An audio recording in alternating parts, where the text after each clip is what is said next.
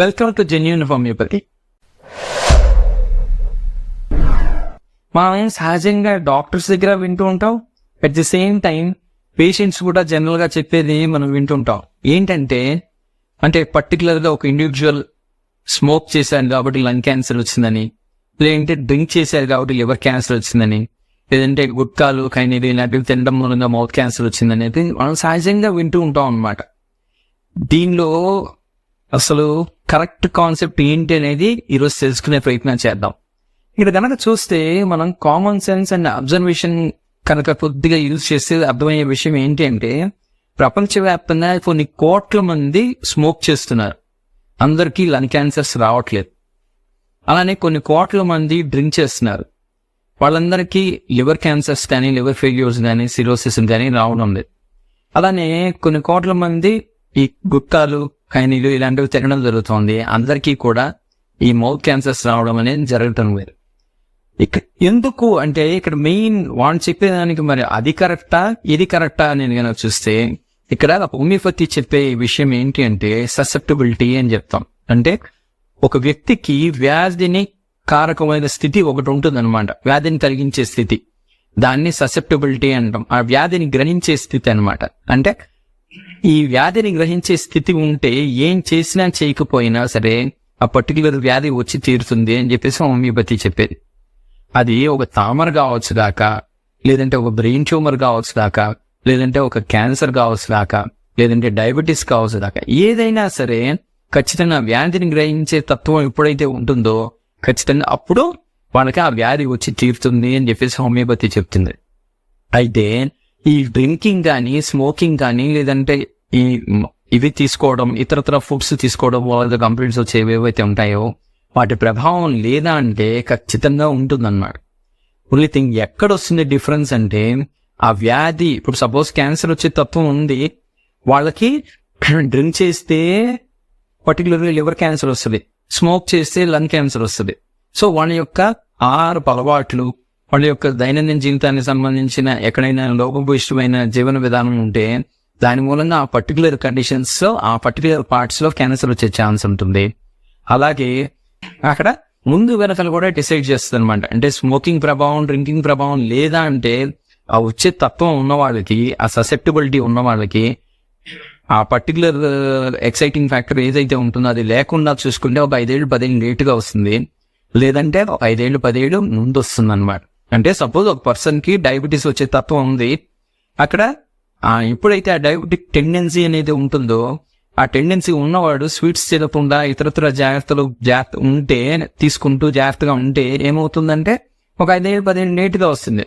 అలా కాకుండా ఈ డైట్ విషయమై లేదంటే రెజిమెన్ విషయమై ఎప్పుడైతే వాళ్ళు నిర్లక్ష్యంగా ఉంటారో ఆటోమేటిక్గా ఒక 5 ఏళ్ళు 10 ఏళ్ళు ముందుగా వచ్చే ఛాన్స్ ఉంటుంది అనమాట. సో ఈ ముందు వెనకలు డిసైడ్ చేయడం తప్ప ఖచ్చితంగా అక్కడ ఆ దాని మూలంగానే వస్తుంది అనేది తప్పు అనమాట. మెయిన్ ససెప్టబిలిటీ అనేది మెయిన్ ఫ్యాక్టర్. ససెప్టబిలిటీ ఉంటే ఖచ్చితంగా, అంటే ఇప్పుడు మనం మామూలుగా చూస్తుంటాం, ఈవెన్ టీబీ విషయంలో కూడా మనం చూస్తుంటాం, ఒక టీబీ పేషెంట్ ఉన్నారు అంటే ఆ టీబీ పేషెంట్ మూలంగా చుట్టుపక్కల వాళ్ళకి టీబీ అటాక్ అయ్యే ఛాన్స్ ఉంది అని చెప్తుంటారు. That is the case. ఇప్పుడు ఒక టీబీ హాస్పిటల్లో వర్క్ చేసే స్టాఫ్ ఉంటారు, సో అక్కడ డాక్టర్సే కానీ, అక్కడ స్వీపర్స్ కానీ, ఇట్లా కాంపౌండర్స్ కానీ, నర్సులు కానీ, ఇతర స్టాఫ్ కానీ, వాళ్ళందరికీ కూడా టీబీ వచ్చి తీరాలి కదా. సో ఇక్కడ పాయింట్ ఏంటి అంటే వాళ్ళందరికీ రావట్లేదు. దానికి కారణం బీసీజీ వ్యాక్సిన్ వేయించుకున్నారు అని. మోస్ట్ ఆఫ్ ద ఇండియన్స్ ఈ రోజున బీసీజీ వ్యాక్సినేషన్ బాగా జరిగిపోతుంది. ఆల్మోస్ట్ 99% ఆఫ్ ద ఇండియన్స్ కి బీసీజీ వ్యాక్సినేషన్ జరుగుతుంది. ఇప్పుడు కొంతమందికే రావటం లేదు, కొంతమందికి ఎందుకు వస్తుంది అనేది ఒక కాన్సెప్ట్ ఉంటుంది కదా, దానికి ఒక ఇది చెప్పాలి కదా రీజన్. సో ఇక్కడ హోమియోపతి చెప్పేది ఏంటంటే ఆ ససెప్టబిలిటీ. ఇక్కడ పాయింట్ ఏంటి అంటే ససెప్టబిలిటీ ఉంది, ఒకే ఒక ఇండివిజువల్ అనుమాన అడవుల్లో ఉన్నా సరే ఖచ్చితంగా సరే వాళ్ళకి వచ్చేస్తుంది. ఆ ససెప్టబిలిటీ లేదు, వాళ్ళు టీబీ పేషెంట్ కావలించుకుని పడుకున్నా సరే రాదు. అంటే ఇప్పుడు సహజంగా మనం చూస్తుంటాం, అంటే చిన్నపిల్లలు అంటే ఆల్రెడీ టీబీతో సఫర్ అవుతున్న వాళ్ళు పిల్లలు వాళ్ళ దగ్గర పెరిగారండి, వాళ్ళతో పాటే పడుకునేవాళ్ళు, వాళ్ళతో పాటే తినేవాళ్ళు, అందుకని వచ్చిందేమో అని చెప్పేసి మాట్లాడడం, లేదంటే అలా చేయడం మూలంగా వస్తుందేమో అని చెప్పేసి ఆలోచించడం. సో ఇక్కడ రెండు కూడా తప్పనమాట. ఆ ససెప్టబిలిటీ ఉంటే మాత్రమే జరుగుతుంది. అయితే ఆ ససెప్టబిలిటీ దేని బట్టి ఆధారపడి ఉంటుంది అనేది చాలా ఇంపార్టెంట్ అనమాట. ఇక్కడ కాక మనం చూస్తే ఈ ససెప్టబిలిటీ దేని మీద ఆధారపడి ఉంటుంది అనేది ఇంపార్టెంట్ అన్నమాట. అంటే ఎలా చెప్తాం దేని మీద ఆధారపడి ఉంటుంది అంటే, ఎప్పుడైతే ముందు తరాల్లో ఒక డిసీజ్ కి సంబంధించిన కండిషన్స్ కొన్ని జనరేషన్స్ గా రన్ అవుతుంటాయో, ఆ జనరేషన్స్ గా రన్ అవుతున్న పరిస్థితుల మూలంగా ఇండివిజువల్ కి దానికి సంబంధించిన ససెప్టబిలిటీ అనేది క్రియేట్ అవుతుంది అనమాట. ఈ ససెప్టబిలిటీ అనేది దేనికైనా ఉండొచ్చు. ఒక ఫ్యామిలీలో ఫిట్స్ కి సంబంధించిన డిసీజెస్ రన్ అవుతున్నాయి కొన్ని తరాలుగా, ఇక్కడ ఫిట్స్ కి సంబంధించిన ససెప్టబిలిటీ ఉంటుంది. లేదు కొన్ని తరాల్లో మనకి కొన్ని తరాలుగా పెరాలసిస్ కి సంబంధించిన కండిషన్స్ వస్తూ ఉన్నాయి, దానికి సంబంధించి పెరాలసిస్ రిలేటెడ్ గా ఉండడం అనేది ఇక్కడ ససెప్టబిలిటీ ఉండే ఛాన్స్ ఉంటుంది. ఇలా ఒక్కొక్క ఫ్యామిలీ హిస్టరీలో ఏమున్నాయి అన్న దాన్ని బట్టి పెరాలసిస్ ఉందా, ఫిట్స్ ఉందా, బీపీ రిలేటెడ్ గా కంప్లైంట్స్ ఏమైనా ఉన్నాయా, లేదంటే డయాబెటీస్ రిలేటెడ్ గా కంప్లైంట్స్ ఉన్నాయా, లేదంటే థైరాయిడ్ గ్లాండ్ రిలేటెడ్ ఇష్యూస్ ఉన్నాయా అనే దాన్ని బట్టి వాళ్ళ యొక్క పర్టికులర్ ససెప్టబిలిటీ అనేది ఆధారపడి ఉంటుంది అనుకోండి. అండ్ ఇక్కడ కనుక చూస్తే ఇక్కడ బయట ఇతర సిస్టమ్స్ లో చెప్పే టెండెన్సీస్ అని చెప్పేసి అంటాం, హెరిడిటరీ టెండెన్సీస్ అనువంశికంగా రావడం అని చెప్పేసి చెప్తాం. దాంట్లో ఇక్కడ హోమియోపతి చెప్పేదానికి ఇతర సిస్టమ్స్ చెప్పేదానికి కూడా ఒక చిన్న తేడా ఉంటుందన్నమాట. వాళ్ళు ఏంటంటే ఇతర సిస్టమ్స్ లో ఒకే వ్యాధి 5 తరంలో ఉండి ఇక్కడ కూడా వస్తే అది హెరిడిటరీగా వచ్చింది అని చెప్తారు. అంటే 5 తరంలో కలర్ బ్లైండ్నెస్ ఉంది, ఇక్కడ కూడా కలర్ బ్లైండ్నెస్ వస్తే అప్పుడు అది హెరిడిటరీగా వచ్చింది అని చెప్తారు. అలానే 5 తరంలో డయాబెటీస్ ఉంది, ఇక్కడ డయాబెటీస్ ఉంది. సో ఇలా చెప్తానన్నమాట. డిసీజ్ ఇన్హెరిటెన్స్ గురించి చెప్తారు. ఇక్కడ హోమియోపతి చెప్పేది ఏంటంటే డిసీజ్ టెండెన్సీకి సంబంధించిన ఇన్హెరిటెన్స్ గురించి చెప్తుందన్నమాట. అంటే ఉదాహరణకి ఇందాక చెప్పినట్లుగా ఒక ఇండివిజువల్ కి 5 తరంలో ఫిట్స్ అనేది ఉంది, అదే దీంట్లో నెక్స్ట్ జనరేషన్ లో వాళ్ళకి ఉబ్బసం లాగా రావచ్చు అనమాట, ఆయాసం. సో అలా కాకుండా ఈ కోరింత దగ్గర అని చెప్పేసి చెప్తారు, అలా రావచ్చు కొంతమందికి. లేదు కొన్నిసార్లు ఏంటంటే గొంతు పట్టేసుకోవడం ఇట్లాంటి వాళ్ళ కంప్లైంట్స్ వచ్చే ఛాన్స్ ఉంది. ఇక్కడ కనుక ఆలోచిస్తే ఈ ఫిట్స్ అనే దాంట్లో అంటే టెండెన్సీ స్పాస్మోఫీలియా అని చెప్పేసి అంటాం, అంటే ఆ కండరాలు బిగుసుకుపోవడం అనేది అక్కడ పర్టికులర్ టెండెన్సీ కింద చూస్తే, అక్కడ 5 తరంలో ఫిట్స్ లో ఏం జరుగుతుందంటే కాళ్ళు చేతులకు సంబంధించిన కండరాలు బిగుసుకోవడం, రిలాక్స్ అవ్వడం అనే దాన్ని క్రోనిక్ స్పాజమ్స్ అని చెప్పి చెప్తాం.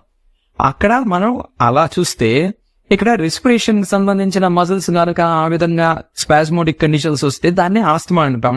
లేదు ఈ గొంతుకు సంబంధించి స్పాస్మోటిక్ కండిషన్స్ వస్తే ఊపింగ్ కాఫ్ అంటాం, కోరింత దగ్గు అని. సో ఇక్కడ బేసిక్ గా ఇన్హెరిటెన్స్ అంటే హెరిడిటరీ టెండెన్సీ టు స్పాస్మోఫీలియా అనేది మనం చూస్తాం. సో ఇక్కడ ఒకరికి అంటే బయట మజిల్స్ కాళ్ళ చేతులకు సంబంధించిన కండరాలకు సంబంధించి అయితే ఫిట్స్ అంటాం, రెస్పిరేషన్ రిలేటెడ్ గా వస్తే దాన్ని స్పాస్మోటిక్ ఆస్తమా అంటాం. ఇట్లా గొంతుకు సంబంధించిన వీటిలో వస్తే ఊపింగ్ కాఫ్ అని చెప్పేసి అంటాం. ఇట్లా మనకి పర్టికులర్ గా అంటే పర్టికులర్ డిసీజ్ ఊపింగ్ కాఫ్ వస్తే ఊపింగ్ కాఫ్, లేదంటే ఆస్మా వస్తే ఆస్మా, లేదంటే ఫిట్స్ వస్తే ఫిట్స్ అనే దానికే కాదు. సో ఇక్కడ హోమియోపతిలో చెప్పేది ఏంటంటే డిసీజ్ టెండెన్సీ గురించి మనం చెప్తాం అన్నమాట. సో ఈ డిసీజ్ టెండెన్సీ సహజంగా మనకి ఎదురయ్యే క్వశ్చన్ ఏంటి అంటే 5 తరాల్లో మాకు ఇదేది ఎవరికి లేదు అని చెప్తూ ఉంటారు అనమాట. సో ఇక్కడ పాయింట్ ఏంటంటే ఈ డిసీజ్ టెండెన్సీ అనే కోణంలో కనుక చూస్తే ఖచ్చితంగా మనకి దీని యొక్క మూలాలు ఎక్కడున్నాయి అనేది తెలుస్తుంది అనమాట. అండ్ ఇక్కడ కొద్దిగా కనుక ఇంకొంచెం ఫైనల్ డిఫరెన్షియేషన్ కి వెళ్తే ఈ ససెప్టబిలిటీ అనేది వ్యాధిని కలుగ చేసే తత్వం అని చెప్తున్నాం, వ్యాధిని గ్రహించే తత్వం అని చెప్తున్నాం. మనకి ఇతర సిస్టమ్స్ లో చెప్పేది ఉంటుంది రెసిస్టెన్స్ అని చెప్పేసి, ఇమ్యూనిటీ అని చెప్పేసి చెప్తూ ఉంటారు. ఈ రెండు చూడడానికి చాలా సిమిలర్ గా ఉంటాయి అనమాట, దగ్గరగానే ఉంటుంది. ఎందుకు అంటే ఏదైనా డిసీజ్ రాకపోవడానికి రెసిస్టెన్స్ బాగుండడం కారణం అని చెప్తారు. ఏదైనా డిసీజ్ రావడానికి ఆ వ్యాధి వచ్చే తత్వం ఉంది కాబట్టి వస్తుంది అని చెప్పేసి ఇక్కడ హోమియోపతి చెప్తోంది. సో రెండో చూడడానికి సిమిలర్ గా ఉంటాయి, కానీ దాని మధ్య సటిల్ డిఫరెన్స్ ఉందన్నమాట. ఏంటి అంటే పర్టికులర్ గా ఇక్కడ జనరలైజేషన్ కాన్సెప్ట్ ఉంటుందన్నమాట రెసిస్టెన్స్ అనే దాంట్లో. అంటే అక్కడ పర్టికులర్ గా ఈ డిసీజ్ వస్తుంది అని చెప్పేది ఏం ఉండదు.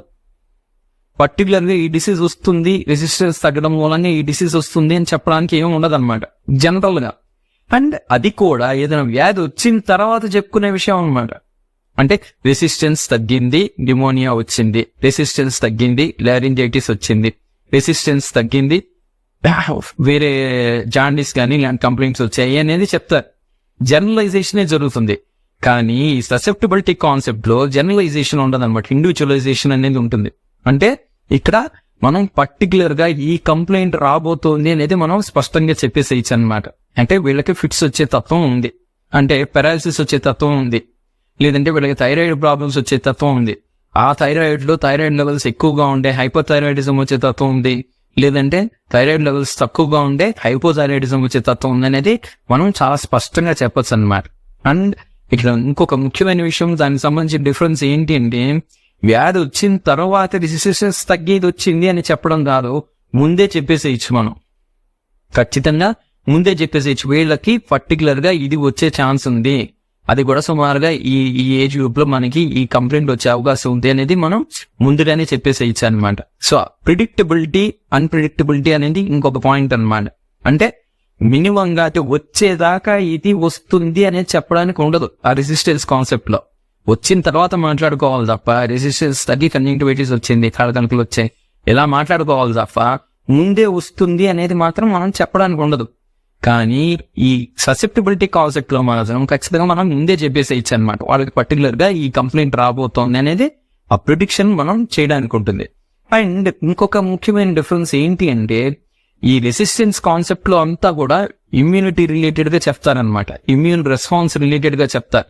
అంటే మన బాడీలో యాంటీబాడీస్ ఉంటాయి, సో అవి సర్క్యులేట్ అవుతూ ఉంటాయి. సో అవి ఏదైనా యాంటీజెన్ కనుక ఎంటర్ అయితే ఓ పర్టికులర్ డిసీజ్ కి సంబంధించిన యాంటీజెన్ దీనికి ఆపోజిట్ గా యాంటీబాడీస్ ప్రొడ్యూస్ అవుతాయి అని చెప్పేసి ఇది కాన్సెప్ట్ అంతా కూడా పూర్తిగా మెటీరియలిస్టిక్ ప్లేన్ లో జరుగుతుంది అనమాట. వేరాజ్ హోమియోపతి చెప్పే కాన్సెప్ట్ ఇక్కడ ససెప్టబిలిటీ గురించి చెప్తాం అనమాట. అంటే అభౌతికంగా జరుగుతుంది అనేది చెప్తాం. అంటే పర్టికులర్ గా అంటే ఒక పర్సన్ కి పెరాలసిస్ వస్తుంది అనే తత్వాన్ని మనం ఖచ్చితంగా మనం ఈ పరిస్థితుల మూలంగా బాడీలో ఈ చేంజెస్ రావడం మూలంగా ఇది వస్తుంది అనేది చెప్పం మనకి. సో ఎక్కడ కానీ హోమియోపతిలో మనకి ఆ ఫిజికల్ గా చెప్పడం అనేది ఉండదు అనమాట. సో ఆ ససెప్టబిలిటీ, వ్యాధిని గ్రహించే తత్వం ఉంది అనేది, ఆ తత్వాన్ని మనం ఎలా తెలుసుకుంటాము అంటే, కొంతేమో ఫ్యామిలీ హిస్టరీని బట్టి తెలుసుకుంటాం, కొంతేమో పాస్ట్ హిస్టరీని బట్టి తెలుసుకుంటాం, కొంత ఇప్పుడు వాళ్ళు సఫర్ అయ్యే కండిషన్స్ ని బట్టి తెలుసుకునేవి కూడా ఉంటాయి. సపోజ్ ఉప్పు పట్ల అంటే సాల్ట్ క్రేవింగ్ కనుక ఎక్కువగా ఉంది, ఎంత తింటారో అనే దానితో సంబంధం లేకుండా ఉప్పు కనుక ఎక్కువ తినాలని ఉంది అంటే ఖచ్చితంగా పెరాలసిస్ రిలేటెడ్ గా కండిషన్స్ ఉన్నాయి అనేది చెప్పేసేయచ్చు. అలానే నాన్ వెజ్ కి సంబంధించిన అన్యూజువల్ క్రేవింగ్ ఉంది అంటే ఖచ్చితంగా టీబీకి సంబంధించిన టెండెన్సీస్ ఉన్నాయి, దానికి సంబంధించిన ససెప్టిబిలిటీ ఉన్నది అని చెప్పేసేయచ్చు అనమాట. ఈ విధంగా మనము ఖచ్చితంగా మనము డైరెక్ట్ గా రిలేట్ చేసేసేయచ్చు అనమాట. దీని మూలంగా ఇది వస్తుంది, ఈ ఇండివిజువల్ కి వచ్చే ఛాన్స్ ఉంది అనేది చెప్పొచ్చు. Thank you very much.